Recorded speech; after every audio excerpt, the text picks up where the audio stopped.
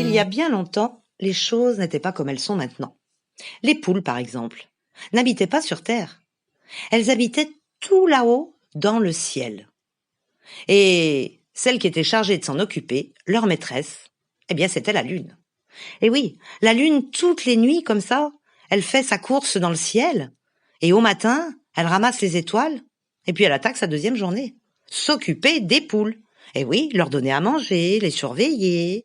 Leur donner à manger, les surveiller. Les entendre cacter, cacter, cacter toute la journée. Elle avait toujours accroché comme ça à son ventre un petit panier dans lequel il y avait les grains de maïs. Ce que adorent les poules du ciel. Et la Lune, comme ça, distribuait les grains de maïs et elle entendait cacter, cacter, cacter. Et la Lune, elle en avait assez de les entendre, ces poules. Elle ne pouvait plus les supporter. Des fois, sa tête enflait tellement elle avait mal. Oh, ça désenflait, bien sûr. D'ailleurs, le phénomène est resté. Enfin, ces poules qui lui cactaient aux oreilles toute la journée, c'était insupportable. Un jour, la Lune a eu une idée. Vous le savez ou pas, mais dans le ciel, il y a un grand trou en plein milieu. La Lune, ce jour-là, a distribué les grains de soleil aux poules, mais tout autour du trou. Elle les a comme ça posés autour du trou, jetés autour du trou. Alors évidemment, les poules se sont avancées pour picorer leur plat préféré et la Lune est passée derrière chacune d'elles et pop, avec un petit coup de pied dans les fesses, elle a poussé les poules dans le trou du ciel. Toutes les unes après les autres. Oh, le silence est revenu là-haut. Mais les poules, elles sont tombées. Elles sont tombées à une vitesse vertigineuse. La Terre se rapprochait de plus en plus vite. Alors, réflexe, elles ont ouvert les ailes. Ce qui fait que ça a amorti la chute et qu'elles ont atterri tout doucement, en Afrique.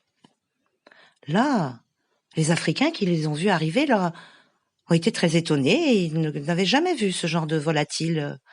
Bonjour, vous êtes qui, vous? Nous, on est des poules. Des poules? Bien. Alors, comme il est tradition en Afrique, quand un étranger arrive dans un village, on l'invite, on le fête et on fait un grand repas. Les hommes dansent, chantent. Et les poules, vous êtes invités au festin de ce soir, mais qu'est-ce que vous mangez? Qu'est-ce que vous aimez qu'on vous prépare les meilleurs des plats? Nous, on mange des grains de soleil. Des grains de soleil? Ça, ils avaient pas. Alors, il y a quelques hommes là qui sont partis un petit peu dans les bois pour rechercher quelque chose qui pourrait ressembler à des grains de soleil. Vous avez une idée de ce qu'ils ont pu aller chercher? Oui, sûrement. Ils ont trouvé des grains de maïs. Et oui, c'était jaune, c'était brillant comme des grains de soleil. Ça leur conviendrait certainement. Le soir, ça a été un repas magnifique, un festin, ça a chanté, dansé, les poules se sont régalées des grains de maïs. Et quand tout le monde a été couché, les poules étaient assises en rond, comme ça. Les poules s'asseyent toujours en rond pour réfléchir. Et elles ont cherché un moyen de remercier les Africains et les hommes de l'accueil qu'elles avaient reçu. Tout en réfléchissant, évidemment, elles ont pondu des œufs. C'est ça qu'elles allaient offrir aux hommes, des œufs. C'est ce qu'elles ont fait. Les hommes en ont fait des gâteaux, des galettes et tout ce qu'on peut faire avec ça.